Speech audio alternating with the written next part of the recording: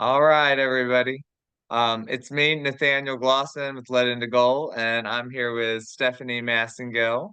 It's been a minute since we have had some fun, conscious conversations on video, and we just both had some time to get together and thought we would share with all our friends out there some thoughts and things that we like to share and talk about with each other anyway, that seems like some more people at large might find interesting too. So, hey, Stephanie, how have you been lately? I'm doing all right. I had the flu for a while, so I've gotten over that, improving. For Uh, posterity, what's today? March 2nd, 2025, something like that. got it. Yeah, we are on Sunday, March 2nd, 2025. So 2025 is starting to feel like quite a year to remember. I know I have wanted to kind of get in front of just, this buzz of excitement. I went to the Body, Mind, Spirit Expo in Raleigh the other weekend, and just from a lot of different places, through a lot of different, channels, if you will, through astrology, through psychics, through books, prophecies, all this stuff. There's a lot of buzz about this year, next year, whether it's, something, this spring, this summer, the end of this year, next Easter, all over the place, but a lot of excitement for this time frame we're in right now. Have you seen some of the same thing? And In what aspect that people are happy about it, or well, I guess, and you've got a different community, I know down there, down where you are, but just the idea of just some excitement and something that feels, um, really getting in a live new page, an enlivening new page over 2025. Feel like well, I think it's 2025 is it's a year of ready to come to it's a life. year it's a year of tremendous change, that's for sure. And we've been sitting on that fence. It feels like for years, like it's never going one way or the other. It's never getting super bad. It's never getting a lot better. It's just the same old, same old. Maybe we're losing ground a little bit, but this year definitely, with Trump coming into office and all of these changes and trying to get, transparency, which Ari has talked about a lot, about we need transparency as a culture, and we do. The truth needs to be revealed, and most humans have no clue as to what that truth is or how far it is from their lives, and so it's going to be quite a time for collective sorrow and collective new, amazing, exciting new things that are going to be born out of that sorrow. So. I agree with all of that. Um, this, gosh, there was something you just said that wish I could rewind in my mind. Um, the sorrow, like it kind of bounces around. I've got several things, but the Neptune and Saturn in the mix, I do want to splash into some astrology, but that has that tinge of the sorrow. I remember now. We haven't really made a lot of ground, you were saying, and maybe even a little bit of a decay. It has seemed like a slow erosion of society, that's like is worn down to the bone in some places where it's just like, I mean, with arthritis in the bone almost, but society's gotten worn down. And I feel like this is a year that it's been the same old erosion, but this year is a big, bright, something different, something changed. Like I feel like, and it's already kind of getting titillated with, like you said, Trump making big decisions, is making lots of people feel lots of big things different ways, but it's definitely not standard business as usual, no matter which way it's looked like. And I feel like it will have some big changing results that at this time, like, could even be outside of what a lot of people's scope could conceive of being possible. Um, but I do see a lot of positive stuff. And on that note, with some of his big stuff, the billions or trillions, the number changes depending on where you look, but all the money that the Doge thing is finding that has been misallocated, that's been missing, and they've kind of quote unquote arrested that leaking flow of, dark money to dark places. I feel like that is such a pivotal starting point that's very 3D tangible, stop the flow of the money and then trace the flow of the money. Um, I feel like that's a big starting point for all this. What do you think? Well, yeah, I mean, I am curious to see them open Fort Knox and see what is or is not in there. And will they show us? I don't. Because that's supposed to be like where I guess the gold is or whatnot, or like the What the now? backs up there. Is Well, Fort Knox supposed to be where? theoretically, there's supposed to be about $430 billion in gold sitting inside of Fort Knox. But Okay. most people believe that that money was taken, siphoned off years ago, and over time it's been removed, and that there's little or none of the gold left in there. And so, some of the conspiracy world thinks that the floods recently in Kentucky, which is where Fort Knox is at, that this was giving them an opportunity, to maybe if the goal was left to take it. And I'm sitting there going, no, if it's empty, they're trying to cover themselves. They're trying to put the gold back in there in case the doors get open. They want to be able to say, see, there's the gold. But I don't think it was there.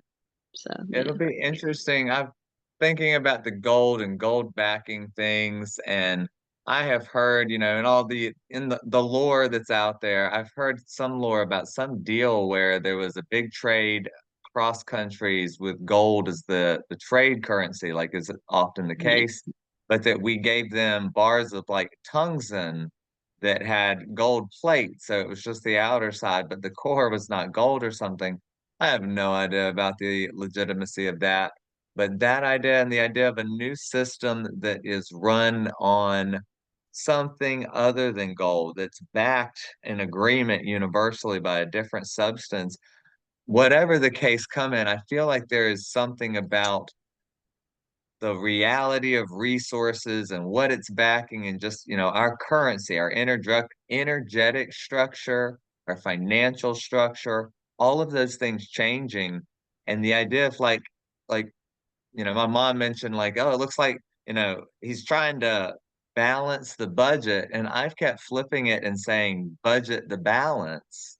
And I feel like this is the first time our country, our world is budgeting the time to balance the scales in some way that we have just been ignoring and allowing this kind of um leak, like a leak of corruption that's been, fraud. It's like that idea of fog and fraud.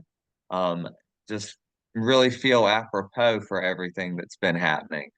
Um, and then in this money going to all these places, I have joked around about, the idea that this money eventually could be pointing fingers at the UAP side of things, that the government or the programs that have been researching technology and non-human intelligence and things like that, as well as perhaps some of the stuff that has been happening at large with high-profile people with the Epstein and the Diddy stuff, that all of these things have got a financial aspect that's very shadowy and common. Um, I'm curious to see how those things might all stepping stone their way into a sense of clearer disclosure over the course of this year and maybe even intertwine and bleed together. Do you know what I mean? Yeah, I know what you're talking about. Yeah, it's going to be interesting to just watch how it all unfolds. Um, so and with that, uh it's kind of bold, but I've been saying we've heard a lot of places this idea of Jubilee. I'm still hoping that that is wrapped up in this mix from everything that it looks like. Um, At some point there's going to be a jubilee because there has to be. They're not going to want mass chaos in the streets. They're just not. And if they're going to start really pushing AI and AI starting to take over jobs and things like that, people aren't going to really have time to retool. And so they're going to have to figure out how do we get money in their pockets. So this idea of universal basic income, I think that will in the beginning maybe be like this $5,000 of Dogecoin that's going to be coming supposedly from Elon or whoever. And it might be the beginning of that jubilee. I don't know. What do you think about that?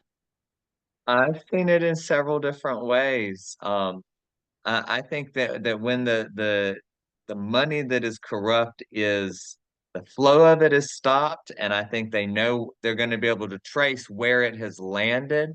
And in some of those places, if the money has been up to no good, I think that that money is confiscated. And to a certain degree, I feel like there's a sense of reparations due humanity that will warrant the authorization of something like a universal basic income that is some kind of time, like you say, to sit as a placeholder as the whole structure of society is reoriented.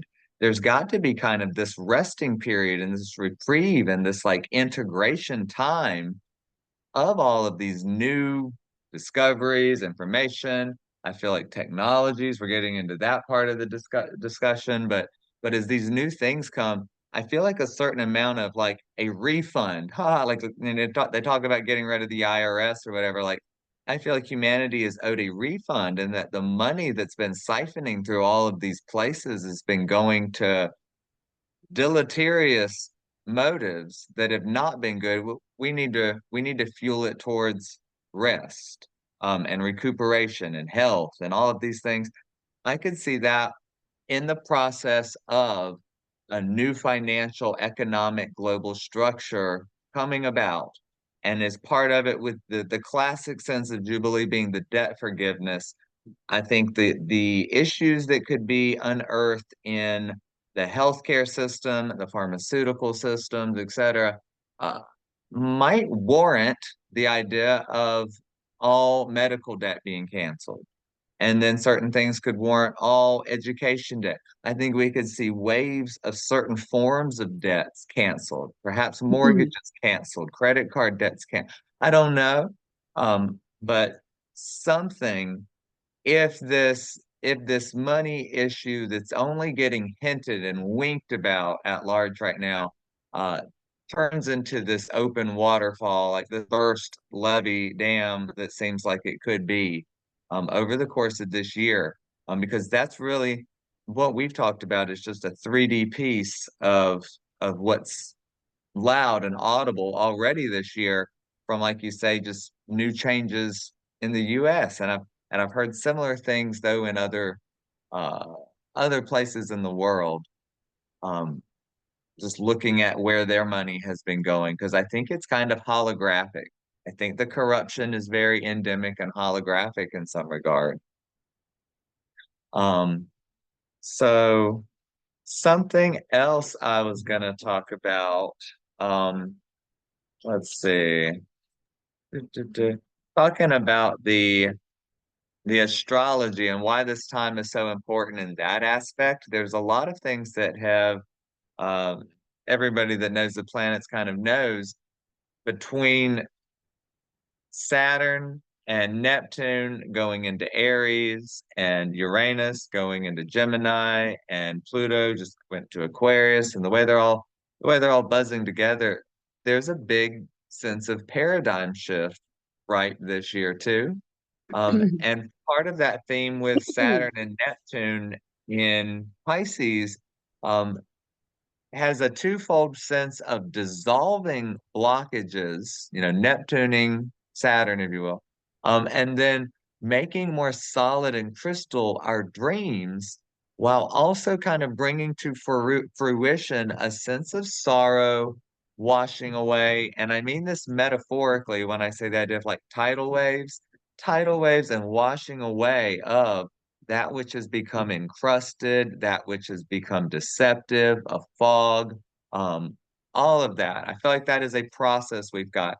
A detox, a purge, all of those metaphors are at least seem very ripe on our way to whatever this new bright flash that's shining through is about to be. Is there anything you want to say or kind of, Yeah, yeah. I mean, if we go back a little bit into the yeah. IRS stuff, I did some research on that, and so the IR, if they do it, they're going to cancel the IRS completely. So that would mean no taxes at all. Like you wouldn't be paying tax, but instead they're going to do a consumption tax, and it would start in 2027, and it would be anywhere from 23% to 30%, depending on what they decide upon. So if you go to buy $100 worth of groceries, you'd be paying $130 for your groceries, but there would be no taxes. And so, part of it is just that the IRS has become a disaster because there are rules that are contradictory. So one rule will say you have to do this, another rule says you can't do it. So you lose no matter what you do. They've really red taped themselves into a corner.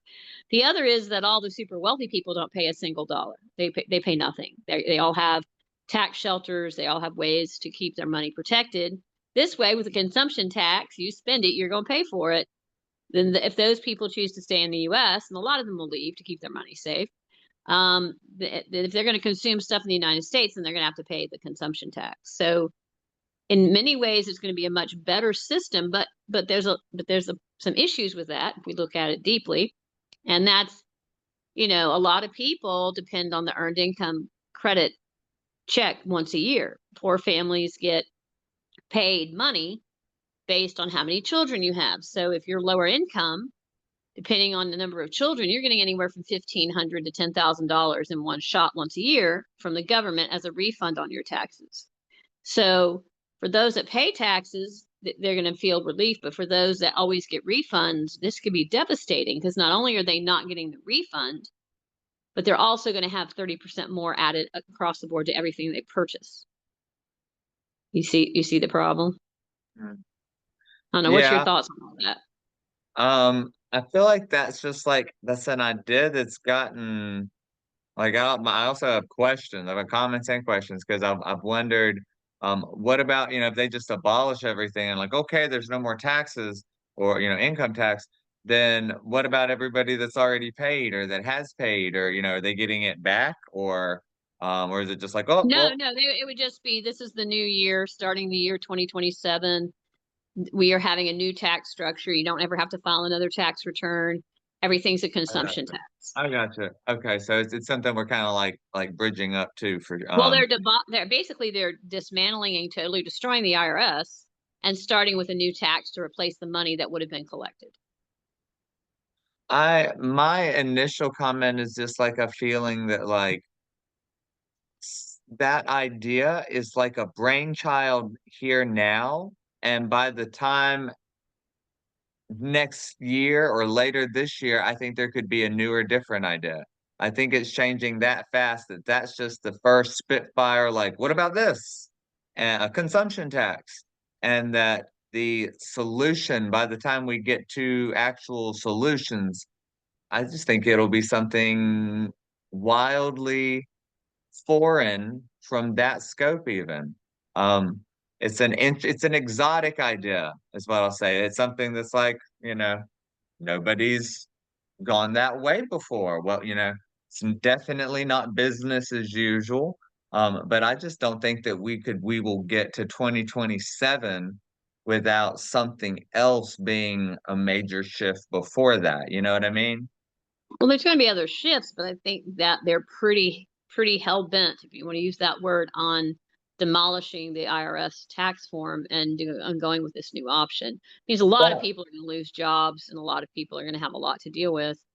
But they're looking at the end game. They're looking at the debt of the country. They're trying to figure out, because we're so close to bankruptcy as a country. And if people think things are bad now, have the country go bankrupt and watch how fast it gets disastrous, right? So they're really trying hard to figure out a way to stop this. The money that's been stolen, they're not going to get it back probably. Most of these people knew this was coming and they took the money and ran. They're not here anymore. But at least they're stopping the leaky boat, like you said. And we're gonna have to build something new out of this, right? And it's going to be a new paradigm shift, and it really is about, is it going to be narcissism gone crazy, or is it going to be that we're going to come together in community and really wake up and smell the coffee and say, no, I have to give up sugar, I have to give up caffeine, I have to give up alcohol, I have to give up being on the internet 20 hours a day, and I've got to get back to living in accordance with my species and how I should actually be living. That's a lot to Yeah. unpack, I guess. But you get my point, because we really are at the breaking point. We're at the point where we're going to start seeing the die off, where lots and lots of people are going to start dying, because the human body can handle only so much toxins, so much of a toxin load, and then the human collective will start to collapse. Well, we will. I do think there will be some washing away, and like the detox, the purge, all of that aspect of things has got some of that. But I guess I'm not I'm not as focused in that direction. And I know like the country, by the time 2027 gets here, the structuring of taxes in that regard, who knows, maybe that does work for everybody. Um, but it will, I almost feel like the global sense of what money is and the currency of what life is. I feel like the changes that are coming that are the most exciting are the more collective cosmic changes that come into how humanities and I guess evolution of consciousness and all of that. I know we still have to play with money and resources and commerce and all of those things. Um, I'm just excited to see, what it could mean if we had some real breakthroughs announced in science and like collective agreements about what is true. And I mean, this definitely bridges into the whistleblowers about UFO stuff and NHI stuff. That part of this paradigm, if we shift science at the same time and technology, I mean, I feel like, don't you think? I feel like free energy devices are just around the river bend. It's and that changes financial It would structure. make sense to release it to the public. It would make sense to give the energy out. I mean, if we're gonna have a jubilee and a functioning society, then we've got to really get people functioning quickly. The reason that I'm so adamant in this direction too is that, the words of currency and this idea of what's finishing up with Uranus finishing in Taurus, a new currency for the world, a new currency for the world. And this is not just an American problem. It's around the world, resource and what is our money really, truly fueling. And I think we will all be surprised to see what the money that they find once the flows are so what it's been funding, what it's been fueling, and the shock and the surprise and all of this. It's a big thing that if there is free energy and new technology, that type of freedom in our currency alleviates so much pain and stress and suffering. And it's about money, currency in that respect too. And that the word currency is just alive through what's coming through this shift. This shift is financial. This shift is environmental. This shift is economical. It's all of those things, and I just think it's so exciting. It's not. It's coming through this year and next, but it's not fully out there yet. Um, but I think there is some big declarations, some big announcements in this time frame. I'm not willing to pinpoint it more in what I feel in my heart beyond this year of 2025 and next year of 2026. Just a declaration to remember is something that comes through, a declaration for humanity. Um, and I've teased it in one way that like karmically or whatever in 2020 when the powers that be declared everything shut down and there was an attempt to corral humanity from ascending at that point in some way and just holding it down, corralling it. I think that that has created an opposite. It didn't do what I wanted, but an opposite but equal push out that there will be a declaration of freedom in some way, free energy, free currency, something that rings that bell of a declaration of freedom is so right now that, and it's opposite but equal of that swing of declaration to lockdown.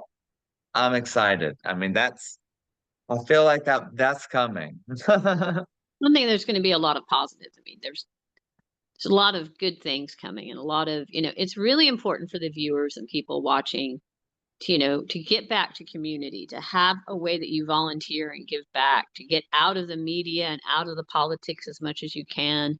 And where is your life in this play? And who are you going to be? And how do you make your life beautiful in the midst of all of this outside pressure? Because there is a lot of outside pressure. And a lot of people are, frozen by it, or they don't quite know how to show up for it. And so it really is about exploring new ways of expression, I think. I was actually just talking yesterday at a party, because yesterday officially started Venus in retrograde in Aries, and there is this idea of re-evaluating what it is we value. And that sense of value will come through how we spend our money, what we choose to develop and do with our time and our energy, and who we want to associate with. There could be a month or two, kind of this little compression period where we might not be as outgoing with some of the same people. We might be more selective about who's doing that which I also value. And we could be a little bit more maybe not spending our time and money and energy um, everywhere so much, and really kind of figuring out where we want to do that. And there's just this incubation of dreaming and envisioning and then being receptive to what shows up as we're in this space of getting closer on our path of what we do want to associate with, what we do want to magnetize, attract, value, develop, all of those things. And then into a little bit forward in the spring season, we've got a real busy Aries spring eclipse, just Aries energy this spring, next spring. But as we get further past this retrograde, everybody this year is reorienting in a sense of what do we value doing? And it's being active and doing stuff, but not just doing what you've been told or what you think you have to do or because you're afraid of what might happen. It's about finding that sense of passion and desire, like that burning sense of a teacher I listen to that does astrology, Adam Elenbaas, talks about the idea of passion being that which you're willing to suffer for or with. So what's burning with a sense of, invigoration, enlivenment, that's where people need to put their energy, getting healthier in the sense of like going and doing and being that which is fulfilling and fueling and exciting and comes with that vibe of thriving. Um, I feel like that's where we're each kind of personally attuning, and it's what society is trying to find. Society is trying to find a good, comfortable, true fit forward to charge forward again. But it's like, society's got to wipe the crust out of its eyes. It has not been seeing clear. It's been under a fraudulent fog of deception that I think has to clear so that we can move forward. And there seems to be a holistic collective sense of agreement, like everything is getting better. Like, I mean, I feel extremely optimistic in the sense, like, yes, there will be some suffering and some hardships and some aches and pains and some, little earthquakes of contraction as we birth this new world. But what's coming looks so bright and shiny and sparkling and golden and like it just feels worth it for the first shining existential moment of like, oh, what's happening? There's a sense of worth it, that feels like it's right over the horizon of turning on and twinkling at us, um, in a lot of ways. I know I've been excited. I mean, the UFO part of it has been extremely exciting. I know I've been cheering on Chris Bledsoe, and I'm about to do a book study, book club around that UFO of God book, just because I do think, like, I mean, he's got predictions around Easter of next year, and just the phenomenon of the orbs and, this interplanetary, interstellar play between what's UFO, ET, angel. I feel like humanity is getting ripe for the conversation to ask the questions, instead of just having it all swept under the cosmic rug like it has been for so long. Um, yeah. So, people may not know who Chris is. You want to give them a couple sentences on who Chris is? So Chris Bledsoe is what I have humbly kind of referred to as an average Joe Farmer Brown, North Carolina local down here that is an ET UFO experiencer with a book, UFO of God, that is essentially a biography of the experiences that started in like the early 2000s, around Yeah, yeah. 2007, I think, um, and ongoing. And it's just it's documented and all. I mean, they joke that he summons UFOs. He does not like that word, but he does attract them. They like him, as the people in NASA and CIA that have been knocking on his doorstep and involving themselves with him have pointed out, we see these things too, but we want to find out why they like you. And there's just such a validation of reality to the phenomenon that comes through, and it's so much broader too. There's a new word, like I've I've been mad at UFO being rebranded UAP, unidentified Yeah, air I haven't. phenomenon. Yeah, I thought. Yeah, oh, yeah, I yeah. haven't liked it either, but it's picking up traction somehow. As long as it's not weaponized, I don't care what we call it. But I have liked that I've heard NHI in the conversation, which is non-human intelligence, which is what everybody's referring to, the consciousness that they're You talking about communicating the drone? with. You talking about the Uh, uh, drones? um, so it's getting squirrely between, some of these UAPs are conscious in and of themselves, and then some of them are manned by conscious beings, apparently, rumor has it. But NHI is just a term that is these consciousness, whether it's angel, ET craft, that people are able to listen and scientifically they're talking about it.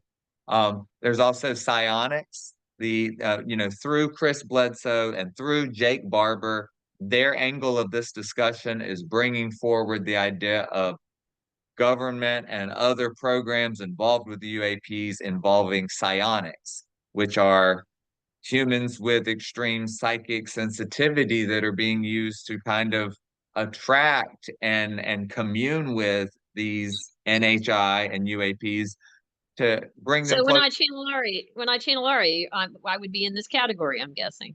Yes, you are a psionic. All sorts of And I phenomena.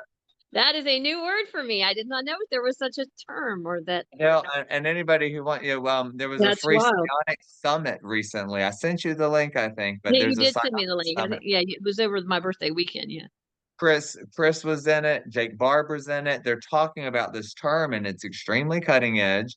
It's all sorts of psychic phenomenon. Remote viewing is part of it. I mean, all of that.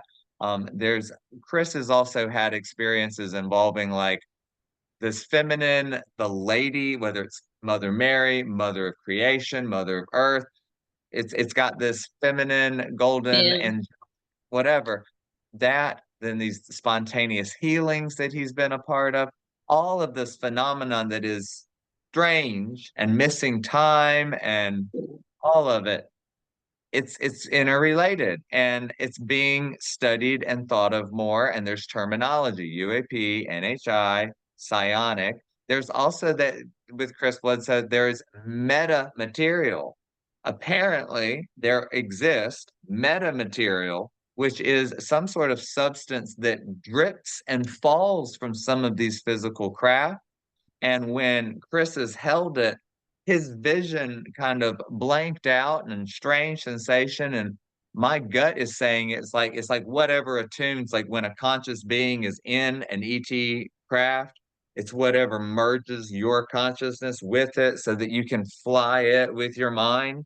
Um, he's holding it and having a reaction, and homie from the CIA or NASA is like, what's making you do that? He's seen the reaction, but not everybody What? reacts. I mean, it just sounds to me like radiation poisoning. Like what kind of reaction? No, like while they did two experiments. I'm kind of giving some things from reading, but they did, I guess, one experiment. Like Chris held it, and imagine your vision going dark, and he feels like he's in this black, pregnant, womb-like space. It's all dark room. This psychic space that feels to me intuitively like where the mind goes blank to merge with a ship and fly it. But then as soon as he lets go of the object, he comes back. Okay, so that's Yeah. one experiment. Then the same material is given to him in a box, and he's told to read what's in the box. And when that box comes along, he feels like it's glowing and it feels like it's alive. So this metamaterial has a psychic taste and sense about it that is alive and luminous. Um, but Mhm. it's like a metal, but it's like a living metal. It's kind of the way it seems. But the terminology that's being used for it is a metamaterial. We don't know exactly, it's a Yeah, I metamaterial. think that's kind of I mean, that's kind of vague. That's not really got a lot of stuff at the moment. I feel like we are getting there to a point where we're ready to start putting some more accurate vocabulary together. It's just fun. I think the excitement is getting the new vocabulary. Humanity is starting to unlock the language to discuss the phenomenon as more and more people become honest about the phenomenon and then are trying to describe it. Like from what I see from Chris, when he describes, we see these orbs in the sky, which seem to be happening. Anything far away is going to blur into an orb, and any shape that's spinning is going to be a sphere. But when he's describing these things, he says it's like a rounded cube, so something polygonish that has black cones that are all Yeah, pointed in, and it's orange, glowing, fiery, rotating, spinning. yeah, It looks like and sounds like he's describing things like you think of for a biblical angel with the rings and the wheels of eyes that are burning and spinning and flickering yeah, fire. yeah. I think that we're getting to a point that more and more people are seeing and experiencing and articulating the phenomenon so that we're gonna be able to talk about it, think about it, and adapt to it. And there's something very natural and organic and like of nature about it. It's just kind of, I mean, it really does feel like humanity is walking through a veil and washing off the lies this year in some big ways. Um, super exciting stuff. What else did you have on your things for us to discuss list? What else you got over there? I am peeking around. I'm peeking around of what I uh duh, duh, duh. I think we've talked about a lot of it. Um, mm, there's the idea that um,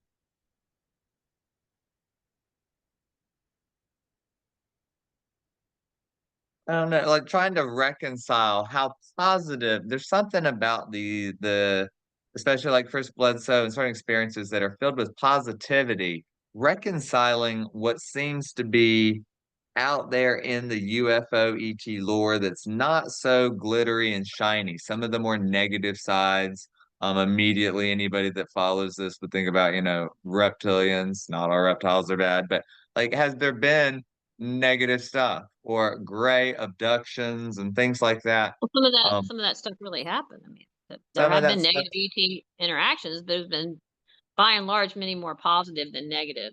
Not to say there haven't been negative interactions. There have been. I think, I feel like there's a part of the puzzle that is getting clear about the objective truth in all of that. Um, and I've even thought, as I've been questing into the question myself, I've noticed like with Chris Bledsoe's case, he's had these overwhelmingly loving experiences, but his son had some extremely traumatizing moments. And that schism between the two made me think about how in humanity there's been that split. And if there's not something to the why and how and the mechanics of such that I tend to think has a karmic cause and effect layer to it, um, something that we are peeling apart in 3D with some of our corruptions. If we have been hiding the abuse and trauma of humans and children, whatever the case is, if there's been large cases of abuse and trauma that's been covered up, if we've essentially been abducting our own human beings and then performing horrible, traumatic acts on them. I Right, feel right, like right. there's something to humanity doing that to itself that, in a sense, authorizes bad behavior upstairs. We're doing it to ourselves, and so it's not so problematic for these negative ET abductions and experiments or any of that, to the extent that that part is reality, or to the extent that, government has been But it, but involved. but it's much more important that we don't even really talk about it, to be honest, because just putting it out there gets people in fear mode, and they I drop got out of high level mode. And that's not to say that we're not going to acknowledge it when it goes public that children have been abused and that, it's been a major thing. This happened to thousands upon thousands of children in this country. There will be a time for collective mourning, but we've got, because the way the dark side has been running the show is that they try to keep people afraid and tired and worn out. That we really, the only way to really counter that is just to have the best time ever and have a beautiful life and a beautiful experience and to live happily and to get other people into the power of creation and sort of making it obsolete. You're never going to beat the dark at their game. That's never going to happen. you. So I'm the only way to beat that game is to make them obsolete. That's pretty much how that works. I got you. I mean, and I see a silver lining in it. I think that whatever has been, it's not important to focus on what has been the dark reality. I feel like the dark reality is out of style, out of fashion, out of existence, by virtue of being exposed. As it is, as anything flowing and allowing in that direction is arrested, then um the negative experiences that have been authorized, that have been humanity has been culpable for to itself, those are stopped, and so are the negative experiences. It's only, I mean, we've essentially been hurting ourselves in some way, victimizing ourselves. And it's been unconscious. We haven't even known how. Humanity doesn't understand how we've been paying for our own enslavement. We've been paying for our own suffering. We've been in some weird abstract way, I feel like that's what it is. The money has all been paying for our own death, decay, destruction. And as that is stopped, it's all stopped. Um, one one note that I had just, is, explaining how it could have gotten, how it's gotten to that point, there's something like the idea of lifting the Hydra out of the swamp. For the first time, by exposing it and stopping it, it takes this scary monster, and it's like that Herculean task of lifting the Hydra out of the swamp to kill it. You can't cut off one head because the other heads, so many of the heads don't know what the others are doing. And in a system that, a dark system that's been so non-centralized and fragmented, so that you have multiple heads blackmailed into various forms of corruption in the celebrity, CEO, and politician department, where one doesn't know how corrupt another is, and nobody knows the full extent of the game. Lifting the whole thing out of the swamp, I think, arrests that flow. And it's a process now of defragmentation. Just like on a computer, when all the files get scattered and the pieces can't compute well, our society has not been able to compute well or healthy because it's all been fragmented and scattered in some sense. Um, Trying to keep this deception and essentially the fraud and the money laundering and the weird stuff in the shadows for so long. And again, the bright news is that I think it's popped. I think it's popped this year.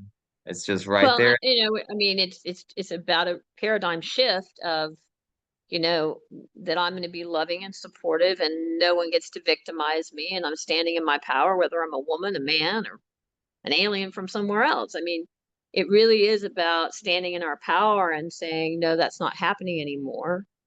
And no, you won't, I'm not falling into that illusion. It's just not going to happen. And I mean, the biggest issue that we all have is that everybody's addicted. Everyone has addiction issues. And you've got to really look at your addictions and then how do I get free of them? And who am I without that? Who am I really if I'm not drinking alcohol? Who am I really if I'm not addicted to sugar and caffeine? Who am I if I have a healthy diet? And, one of the issues we have is that a lot of these toxins we have no control over, like pollution in the air and the water and things like that. But as you evolve your consciousness, you vibrate at a different frequency and you're not as greatly affected by it. And so, and there's a lot of clearing happening. There's a lot of karmic clearing happening and people letting go of old stories that don't serve them anymore and looking at, wow, this is kind of where I need to be. And you are seeing a lot of people moving around the country, moving around the planet as they realize that maybe where I live doesn't fit who I am anymore. And they're trying to figure out, well, where do I need to go? Do I need to move, to South America or Africa, or do I need to move to a different part of the United States? And it just depends on rate of vibration. Like you're going to be magnetically drawn to other people that have similar points of view as your own. You know what I mean? Yeah. Yeah, yeah, I can see all of that coming through. I mean, the board scattering, people feeling called to new places, new jobs, new ways of being, new resonances, all of that. The idea of stopping addiction, that also sounds extremely strong. For thinking about code words, Saturn says no, stop, and it's finishing up in Pisces, which is addiction, and it's touching Neptune, which is that symbol. I feel like there is something that also we've been nursing on like a teat of um deception and poison for so long that that's become the diet. And it's almost like as that is ripped away, it's almost like society does have some sense of withdrawal symptoms from the familiar poison or the addiction that got me through the suffering and the sorrow. I think we will have to take a good, hard, sober look at ourselves and our society and what's happened, that will require some tears and some surrender and some release and some letting go, and reorientation, like you said, about who am I without this addiction. And addiction is usually some way we distract ourselves or fog ourselves to get through because we don't want to, it's like we don't want to deal with figuring out what we do desire. When you have a clear aim and a clear place to go, it's less enticing to muddle about. But when it doesn't feel, addiction turns on when you don't feel, everything feels futile. You don't feel like you can get anywhere, nothing's really happening. And if you think about it, we started this conversation earlier talking about how in the past, it's kind of just seemed like a slow decay, like an erosion. And that feels an addiction. If nothing's making progress and nothing's getting anywhere, then the idea of feeding an addiction seems better than what I think we're getting as the lights come on and we figure out what does make our heart sing, where do we want to go, how do we want to play with life. Um, Hopefully that will give everybody a little of the immediacy to start a new path and a new drive, along with any kind of, karmic rugs that have to get ripped out from under us to kind of make us take that next step or bridge away from something familiar into something that is new and unfamiliar, but will ultimately be better. Um, because I mean, whatever's coming is gonna be better. I think it's only gonna hurt as long as people are like holding on to whatever it has I been got you. I without got you. letting go. Ow, it hurts. It hurts to hold on. Oh my gosh, I can't do this anymore. It's like I'm holding on so much and it Right. hurts. As soon as you let go, it's so much better. Yeah, yeah. A question I had that I think would be fun for people is, we just had the 7 planets that aligned, and that happened on what, Monday, I think, or not Monday. Somewhere When did it around happen? It happened on the 28th. It happened a couple of days ago. On Friday, I think. And now that they are not in alignment and we're moving beyond it, is there any other on the horizon? Any other configuration that's going to be big, you know, with an influence on people like in the next few months? So yeah, I mean, it's so funny. Everybody wants to tell me because I'm the astrologer about this like alignment, and I'm sure that looks really cute in the sky, and it's very portentous that we have this little parade of planets all lining up. I just pay so much more attention to the angles and the charts and the signs and all of that. Um, and for me, it's the big action is everything clustered at the end of Pisces, Saturn and Neptune and the North Node and Mercury, and then Venus just went into Aries. All of these are going into Aries, as is the sun for the spring. And then we've got Mercury and Venus retrograding back into Pisces and then going forward and then getting so it's about Pisces is the ending of the endings and Aries is the first new beginning. We are wibble wobbling between cleaning up house from the endings and starting something new in a lot of big respects. That's the biggest configuration.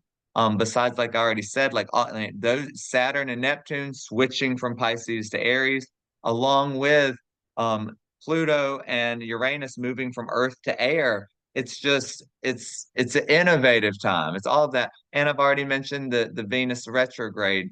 Um, that's a big personal note that we're going to get with our values reevaluating. But all of those are happening, and that's this time frame more so than the parade in the air. Like I don't know when the next cute parade is. I only know like the signs and those themes, but that's enough. I mean, those one, two, three, four planets changing signs, plus I think Jupiter changes soon to Can. I mean, all the slowest planets. If you think about the planets being like hands on a clock, and we can all agree, the minute hand moves slower than the second, the hour hand moves. So the slowest hands on the clock all just change to a different sign, a different hour this year all at the same time. Pluto, Neptune, Uranus, Saturn, and then Jupiter. This window of time is just a lot, and those slow planets are base notes. They're base foundational notes to consciousness that we see in transpersonal, spiritual, collective ways, as well as our societal bedrock foundation. It's all just it's just a whole new world coming through this year and next. And I feel like it's only starting to get scratched off so that we can see what could be. And a lot of people are anxious and afraid of, oh no, we're having this dismantled and this is gone and this is new. Uh, I just don't even have any fear about it. And I mean, and it's going to be wacky and weird, but what is coming and what's new, I think it will be fairly swift, and I think it will be electric and brilliant. And I mean, it's like I said too. I put a this is not 2020. When we talked about 2020 and when 2020 Right, happened, right. 2020 was hard and heavy and weighty and isolating and all of those words. That was the vibe. The vibe for this stuff, what's happening now, is um the Saturn Neptune has a sense of atonement, everything getting put together at one, everything that was fragmented, scattered, deceptive, it's all one, and it's at one, and it's a tone like an it's all one tone. It's a baptism.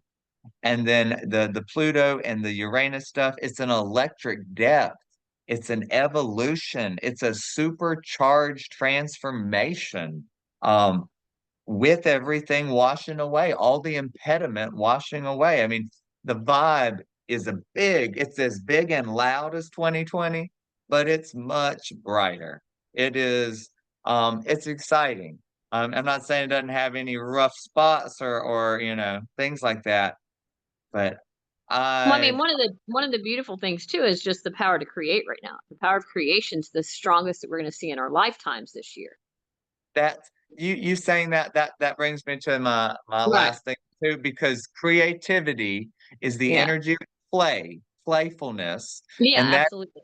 that's the number five, and we are the little 5 point star beings with two legs and two arms and a head, and that sense of play is very human. It's very humanity. It's Leo. Leo is 5, but Leo and Aquarius are opposite. This is a chance for us to really celebrate our collective humanity and brotherhood and intergalactic unity and have fun with the creative, special play of humanity. Um, Humans, I've said humans, we're the little earthy creatures. We're mud, we're muscle and bone and sticks. We're clay mud muggles. We're muddy muggles that Right, right. mold things and shape things. And so we paint with the 7 colors. We paint with all of the different energies that we come through, and we're super creative, and we make more abundant variety in life. We create variety. That's what we do. We imagine things, and as we imagine, we impress them into our 3D world. And we have that role of playful creative imagination in the bigger cosmic creative pool. ETs, the way that I think about humans down here and then ETs up here, there's 7 colors, and humans are painting with them. And we get messy. And sometimes we mess things up, and you got to ball it away and let it die and come back up. And it's messy. Up there, painting with the 7 colors is more like lasers.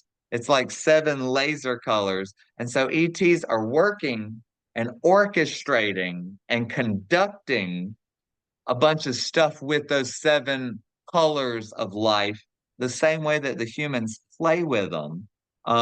It's just, it's the idea that we're the fertilizer. There's something about this interplay of consciousness in this density, this muddy physicality that adds the play. And we have a right and a responsibility in our human incarnations to be playful and creative. That's the big part of why we are human, is to be creatively playful.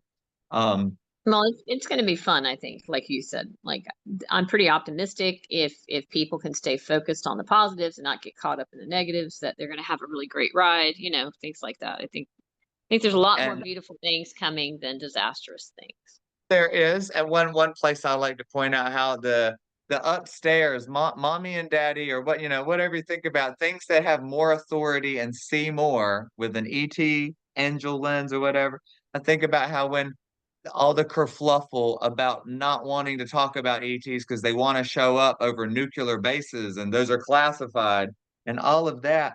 Well, when us little messy humans decided to get creative and playful and set off nukes, that's what alerted the bigger consciousnesses of ET to it's almost like the animals, the pets, the muddy muggle humans is like being the dog that's about to tear up the couch. Oh no, we left the humans alone. We let them mind themselves, but they've gone mindless. And when we don't mind things, something has come in to help mind things a little bit better. And so no matter how off the tracks or how messy it gets, I do think there's a hierarchy of checks and balances, and humanity's just finally waking up to like a point where we're maturing enough to govern ourselves. It's just that we've been in a fog for a little bit, and I think it's clearing. I think it's clearing this year, Yeah, next year, yeah. This is and great. more from there. Well, anything else before we close up? I've got a client here in a couple minutes, so I'm gonna have to go. But this has been a blast. We'll do it again sometime. This Yes, is I think just it's we're just perfect. sort of shooting shooting conversations out that we thought would be fun for people to hear, because this is conversations other people are having. Yeah, if any Trying to of this sparks navigate any where we're headed. ideas, yes, and anybody out there, feel free to comment if anything is sparked, and we look forward to talking about Yeah. more things the year unfolds. All All right, right. it's good See to you see you, next time. Stephanie. Bye.